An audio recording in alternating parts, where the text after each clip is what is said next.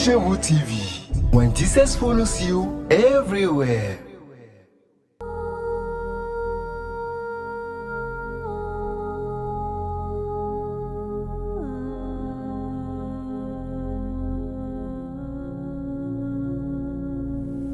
Du retour sur le plateau au cœur de la femme chrétienne, nous parlions de comment gérer la crise des adolescents.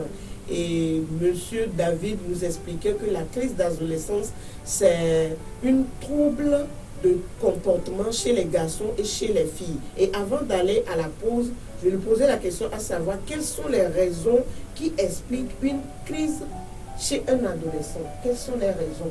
Qu'est-ce qui peut pousser un adolescent à avoir des crises? Merci beaucoup, Madame la présentatrice. Et les raisons qui peuvent pousser un ado, si on parle d'adolescent, on peut dire crise d'adolescent, crise d'ado, un adolescent a manifesté des crises, c'est souvent les comportements qu'il a selon le milieu de vie où il a grandi, selon les observations, la pensée, son opinion, sa pensée, sa manière de voir les choses, qui sont contraires aux normes de la société, qui sont contraires à ce qui est fait normalement dans sa famille, dans sa société. L'adolescent peut aller en crise. C'est-à-dire que si les parents ont élaboré certaines manières de conduire, de conduite, de se comporter dans la maison, et que l'adolescent n'arrive pas à s'adapter à cela. Si l'adolescent fait des jugements, mais qui trouve que voilà, ce n'est pas ce qu'il voit. L'adolescent, dans son envie de devenir autonome, très rapidement, par rapport à la dépendance des parents, il choisit, il oscille entre son autonomie, avoir son autonomie, sa liberté, et le fait de dépendre toujours de ses parents. Si je veux comprendre bien, les adolescents, les raisons qui les poussent à avoir une crise, c'est qu'ils pensent plus que leur niveau d'âge. Comme ça, on peut l'expliquer comme ça aussi, c'est-à-dire que, oui, ils ont un âge donné, mais, voilà, je comprends, Oui. ils veulent aller au-delà, parce que c'est l'âge des idées abstraites. C'est-à-dire qu'il fait des idées, il va loin plus que ce que vous pensez. On dit la personne construit des châteaux en Espagne. Tout à fait. C'est ça, tout à fait. Okay. Donc, il veut devenir autonome. Il veut prendre ses propres décisions. Il ne veut pas aller toujours dans les mêmes directions que ses parents. Bien ses tuteurs. Ses tuteurs, tout à fait. Et alors, dans ce bilan, il pense, il veut son autonomie, mais il est toujours sous la responsabilité de ses parents. Cette manière de penser, des fois, l'amène à s'isoler. Nous allons voir les manifestations, à s'isoler, à s'opposer, à s'imiter, à être en colère contre contre personne même. Des fois, il est en colère, il ne sait pas. Il a des fois la dépression. Oui, le stress. Il est stressé et c'est ça qui amène la crise. Vous avez une fois assisté à la crise dans le sens d'un enfant ou bien d'un proche que vous connaissez? Nous recevons ces ados souvent dans nos services, dans nos centres. Nous recevons souvent les adolescents. Nous allons y arriver dans les conséquences, vous allez voir. Là, nous allons parler de la délinquance juvénile. Allez-y en même temps, quelles sont les conséquences qui en découlent Voilà. si l'enfant fait une crise d'adolescence. Voilà, avant d'en arriver, je vous parlais des manifestations. Oui, des raisons. Les manifestations, l'enfant qui a une crise d'adolescence, l'enfant là, en fait, l'adolescent, en réalité, je vais expliquer ça aussi un peu, l'adolescent n'est pas un enfant, ni un adulte. En réalité, il est au milieu. Donc, l'adolescent, on va les appeler comme ça, l'adolescent, lui, ce n'est pas un enfant, ce n'est plus un enfant. Voilà. Lui-même, il se dit, je ne suis plus un enfant. Parce qu'en voyant les organes changer, en voyant son physique changer, mais il se dit, je suis grand, je suis adulte. Voilà, comme ça. Donc, et je disais qu'on remarque chez l'adolescent l'irritabilité. Il s'irrite, la colère, l'isolement, il s'isole, il ne veut parler à personne, et ni à des amis, ni à la famille. Il change son rythme de sommeil. Des fois, c'est des gens qui dorment beaucoup, d'autres ne dorment même pas, ils ont l'insomnie, d'autres mangent beaucoup, et d'autres non, ils mangent peu. Ça veut dire que ça dépend de chaque individu. Parce que, en réalité, chaque individu est unique en son genre. Et ça se passe spécifiquement selon chaque personne, chaque ado. Donc, et voilà les manifestations et les conséquences. Nous l'avons annoncé un petit peu tout à l'heure. Il y a vraiment beaucoup de conséquences. Quand l'adolescent est en crise, c'est comme un volcan. Vraiment. C'est comme un volcan. Parce que les parents sont pleins. C'est comme un volcan.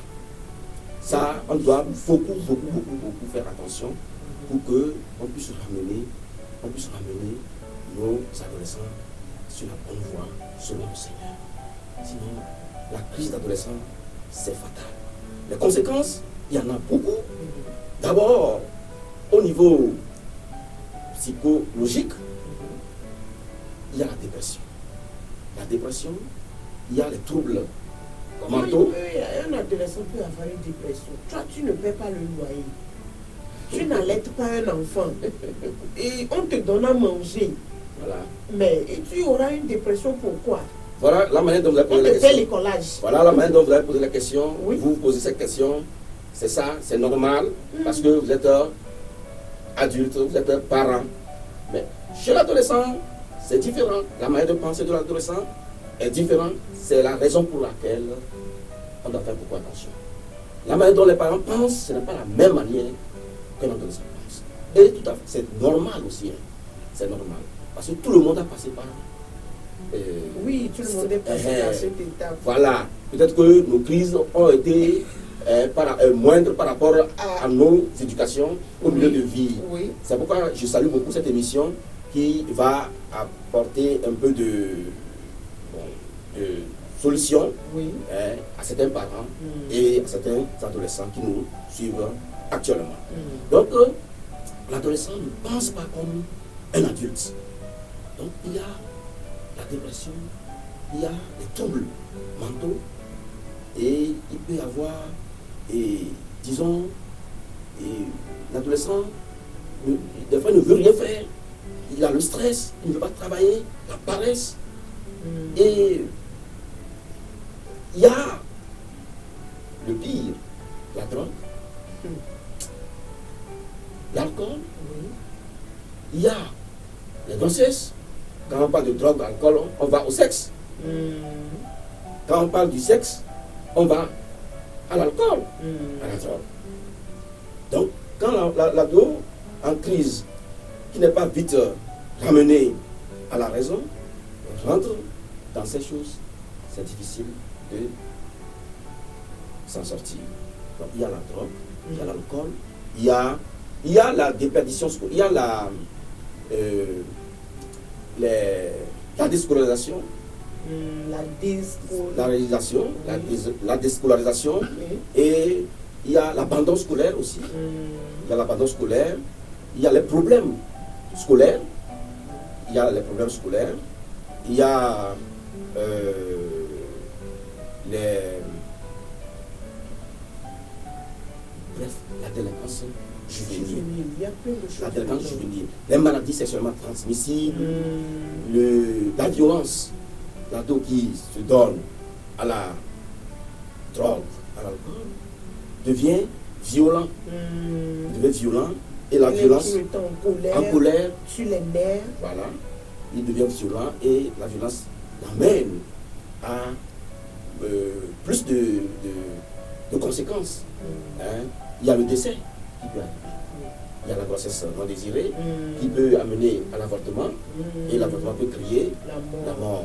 Des fois, la prise des produits pour avorter endommage la santé de la jeune fille qui sera mère de demain.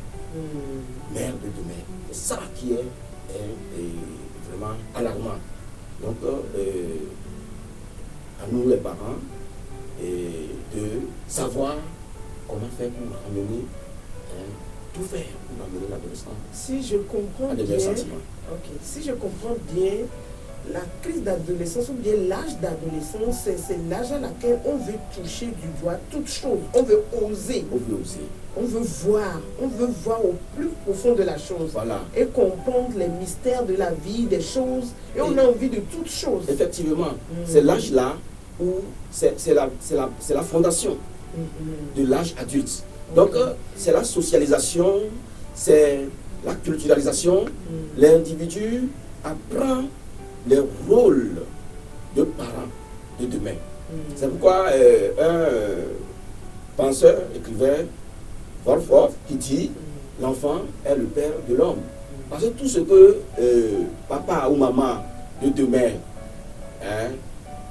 fera, il a appris quand il était ado, quand il était enfant. C'est pourquoi aussi la période de l'enfance est très c'est importante. La période de l'enfance est une période qui prépare la période de l'adolescence. Nous allons peut-être revenir dans une autre émission. L'enfance, dès le berceau, même dans le ventre de sa maman, l'enfant a des sentiments. À la naissance, dans le berceau, et quand il s'assoit, il rampe, il marche, il parle, c'est la socialisation. Il apprend à devenir adulte demain. Donc, quand c'est dans son fossé, quand il devient adolescent, voilà, il accumule encore des erreurs, des pensées abstraites qui n'ont rien à voir avec la réalité. Et quand il devient adulte, il ne peut pas être un bon citoyen. Donc, nous allons former de bons citoyens.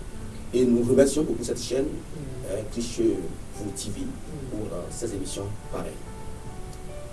Comment peut-on les aider à ce que leur crise soit passée paisiblement, sans problème? Peut-être qu'il peut y avoir des petits trucs, mais qu'ils le font dans la crainte de Dieu. Parce que nous sommes une télé chrétienne qui donne des conseils, nous ne le savons pas trop, mais nous donnons des petites astuces et conseils que nous aussi nous avons de notre côté pour aider la population chrétienne et d'autres personnes aussi qui ne sont pas chrétiennes ou bien chrétiens à avancer dans la vie. Comment peut-on les aider, ces adolescents-là? Merci beaucoup. Pour répondre à cette question, on peut commencer par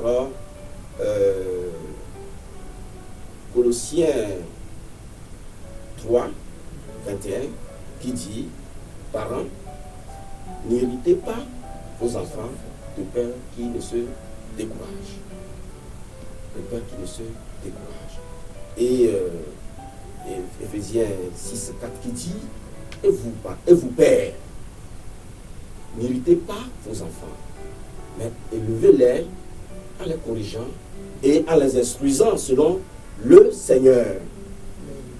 Donc, ceci étant, il faut réprimander, on ne refuse pas. Il faut conseiller, il faut, disons, et il faut éduquer, mais que cela se passe selon le Seigneur. Donc, d'abord, il faut être doux avec les adolescents.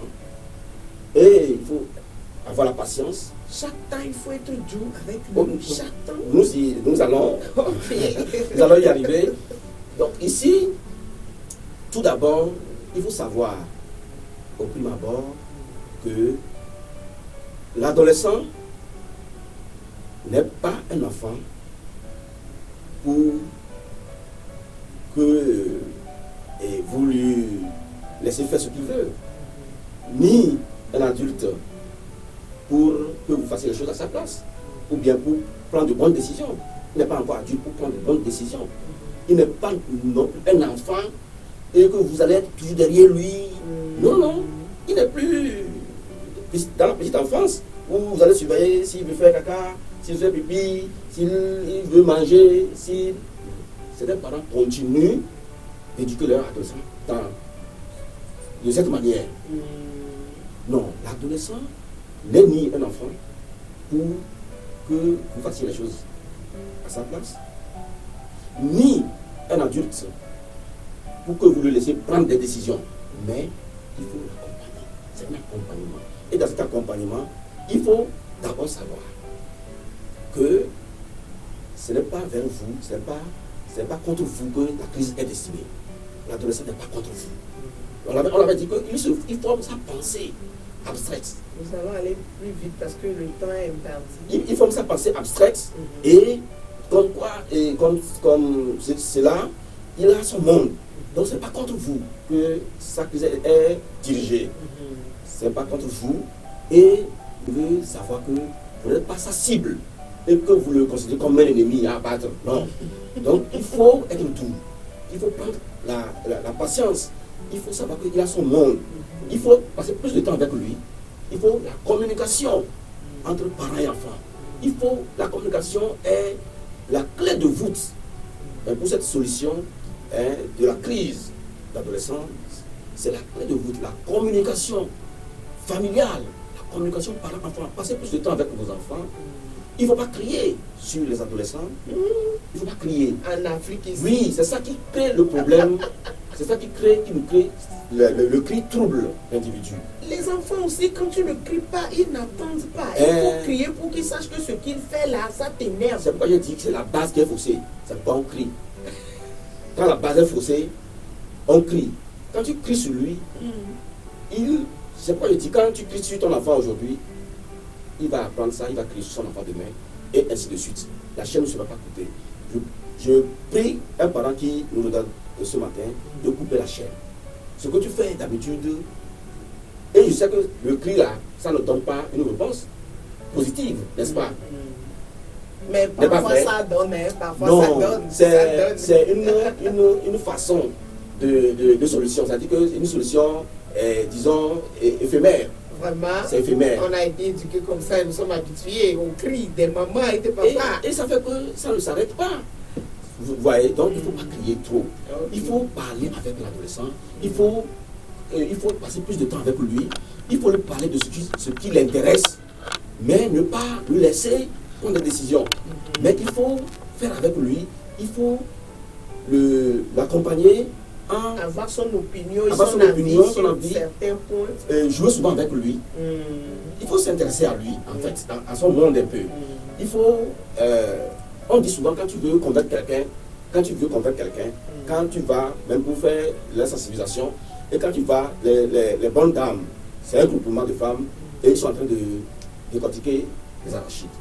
Et toi tu vas pour parler, pour sensibiliser. Qu'est-ce que tu vas faire? Tu dois les aider. C'est ça. C'est ça qu'on va faire aux adolescents. On va les aider. Mais on va les aider en étant proche d'eux. En ce moment, on va véhiculer notre message. Si nous sommes contre, en même temps, ou bien si nous allons, la personne faire quelque chose, ne commençons pas à parler, pas le charger, pas sensibiliser, ça ne va pas passer. Ils seront toujours, comme les femmes, les âmes des femmes, ils seront toujours là à décortiquer leur archive. Toi, tu vas toujours parler, mais à la fin, tu vas prêcher dans le désert. Donc, les adolescents, il faut les accompagner en les conseillant, en les guidant, en étant leur meilleur ami. Surtout pour les filles, si les mamans les éloignent trop, quand la fille peut-être a des problèmes de viol qui sont répandus aujourd'hui, ces problèmes-là, la fille ne peut pas te dire que maman tel tonton, tel monsieur m'a fait ci, m'a fait ça. Donc quand tu es proche de ta fille peut te dire tout. Donc, en revenant de l'école, si quelque chose se passe, il va te raconter. Mais si tu n'es pas proche d'elle, elle garde tout pour elle-même. Elle va chercher l'intimité, l'amitié dehors. Et les dégâts, bonjour, les dégâts. Merci beaucoup. Nous sommes arrivés à la fin de notre émission Au cœur de la vie chrétienne. Le thème était comment gérer la crise d'adolescence et on nous a parlé, j'espère que les parents ont pris bonne note de ce qui a été dit par notre invité, M. David. Et je voulais lui demander son mot de fin à l'endroit des parents, surtout des parents chrétiens, parce qu'aujourd'hui, la chrétienté aussi, l'éducation, mais ça a diminué un peu. Donc, un petit mot de fin envers les parents pour cette crise aux adolescents. Merci beaucoup, madame la présentatrice. Comme mot de fin de cette émission, aux chrétiens, aux chrétiennes qui m'écoutent, il faut, comme la Bible le recommande, éduquer l'enfant selon la voie qu'il doit suivre. Et quand il deviendra grand, il ne s'en retournera pas. Et concrètement, si vous êtes chrétienne, les dimanches, vous allez à l'église, votre enfant est à la maison. C'est quel exemple vous donnez? Comment vous avez fait pour en arriver là? Vous n'étudiez pas ensemble la Bible avec l'enfant. Comment vous éduquez votre enfant dans la voie chrétienne? Il faut l'amener à s'intéresser à ce que vous faites. Quand il sera grand, il peut choisir autre chose. Mais la Bible dit, il ne s'en détournera pas. Parce que c'est une bonne foi. Parce que c'est une bonne voie, il ne s'en détournera pas. Donc il faut l'amener à adorer avec toi, à adorer ton Dieu avec toi, à célébrer Dieu avec toi, à étudier la Bible avec toi. Il faut l'amener quand tu vas aux évangélisations et tout, au programme, il faut l'amener et il sera bien éduqué dans le Seigneur. Et voilà, nous aurons la relève. La relève, on parle de la relève dans le développement, dans la société, dans ce domaine et ce domaine. Il faut aussi parler de la relève dans la chrétienté. Sinon, l'avenir sera un peu difficile si nous n'inculquons pas les valeurs chrétiennes aux enfants. Mais quand nous allons partir, quel héritage nous laissons pour les enfants? Les gens laissent les maisons, les voitures. Les gens laissent les terrains, des hectares aux enfants. Mais je dis que c'est un mauvais choix. Bien sûr, on ne refuse pas si tu as les biens, ça va profiter à l'enfant. Mais l'héritage essentiel, Ce sont des choses périssables qu'on peut laisser aux enfants. L'héritage essentiel, c'est la voie de Dieu. C'est lui montrer l'enfant la voie du Seigneur pour qu'il puisse bâtir aussi sa vie dans ce sens pour le meilleur devenir de la société, de lui-même, son meilleur devenir, le meilleur devenir de sa famille qu'il va construire un jour et le meilleur devenir de la société. Je vous remercie. Merci M. David d'avoir accepté notre invitation. C'est plutôt moi qui vous remercie. Que Dieu vous bénisse à vous. Amen. Alléluia. Chers téléspectateurs, merci de nous avoir suivis. J'espère bien que tous parents qui ont pu suivre cette émission ont pris bonne note. Surtout, ne criez pas sur les enfants. Parce qu'avec les adolescents, ça ne marche pas. Ça ne marche pas. Ne criez pas. À la prochaine, puis une autre émission. Bye bye.